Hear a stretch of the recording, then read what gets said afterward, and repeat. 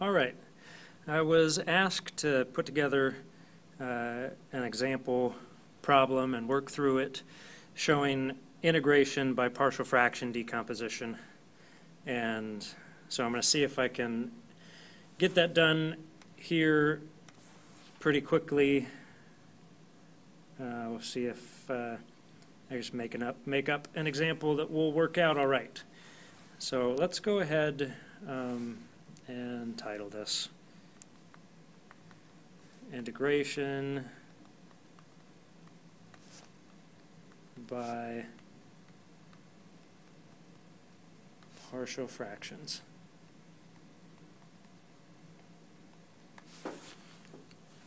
And I'm going to say my integral is of 4 dx over x squared minus 3x minus 10.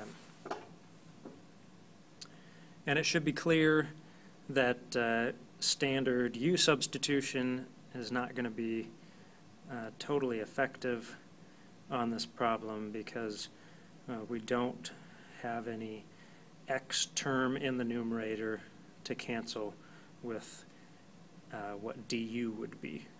Du would be 2x minus 3. So we don't have anything that looks like it would cancel well for a U substitution. We're going to have to solve this by some other method. And what we're going to need to do in order for partial fractions to work on this integral, we need to be able to factor the denominator in this case. And we're able to rewrite this integral as the integral of 4 dx over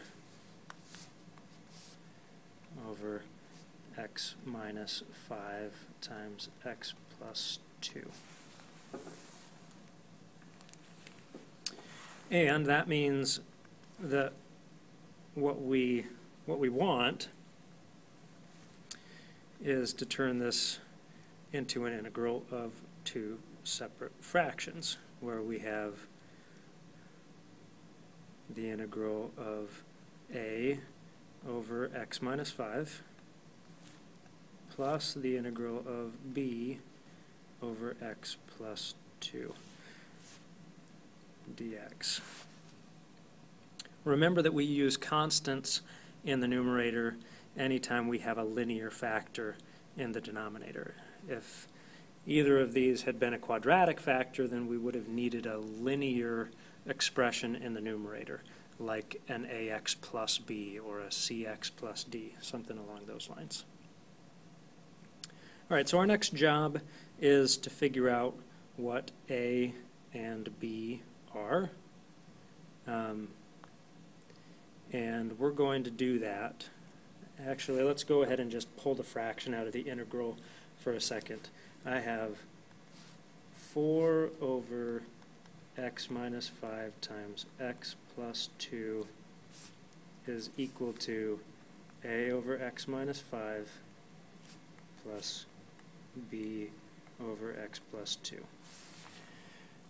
And in order to continue using this equation to solve for a and b, I'm going to need to multiply both sides by the common denominator. That's the denominator on the left side. So when I multiply by that denominator on the left, it cancels, and I get 4 is equal to, when I multiply the common denominator by the first term, the x minus 5 cancels, and I'm left with a times x plus 2. And in the second fraction, I'm left with b times x minus 5. In this particular case, our solutions, our values for a and b can be found fairly simply by choosing x values that eliminate either b or a from the equation. And I'm going to go ahead and work through an alternative method on this problem that's actually the method that will be used most often. So I'm going to distribute the a and the b and then group like terms. So I'm going to rewrite this equation as 4 is equal to a plus b x plus 2a minus 5b. And over here, I'm going to add 0x in front of my 4. Now I know then that in order for these, the two sides of this equation to be equal, that the coefficients of x have to be equal on both sides, and the constants need to be equal on both sides.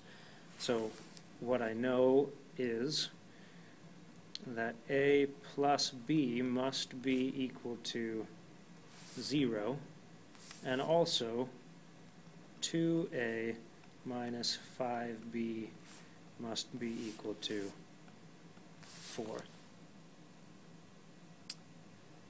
And the elimination method for solving this system will work just as well as anything else. I'm going to bring this equation down, and on the way I'll multiply by 5. So when I get down here, I'm going to have 5a plus 5b is equal to 0 times 5. And combining those equations, my b's cancel. I have 7a is equal to 4. A is equal to 4/7. Going back to my first equation, if a plus b is 0, that means b must be equal to negative 4/7. That lets me come back to my integral where I left it up here. This is going to be the integral of 4 over 7 times x minus 5 minus 4 over 7 times x plus 2 dx. Now, since I have linear denominators, I'm able to do very simple u substitutions on these, u substitutions that I don't really even need to show. Treating x minus 5 like a single variable and pulling the 4/7 out, I end up with 4/7 times the natural log of the absolute value of x minus 5 minus 4/7 times the natural log of the absolute value of x plus 2 plus c. And there are ways that this might be rearranged at certain times, but for now we can just leave it in that form. And this was definitely not a very complicated integration by partial fractions problem, but it gives us a good place to start, and we can always come back for another video at a later time.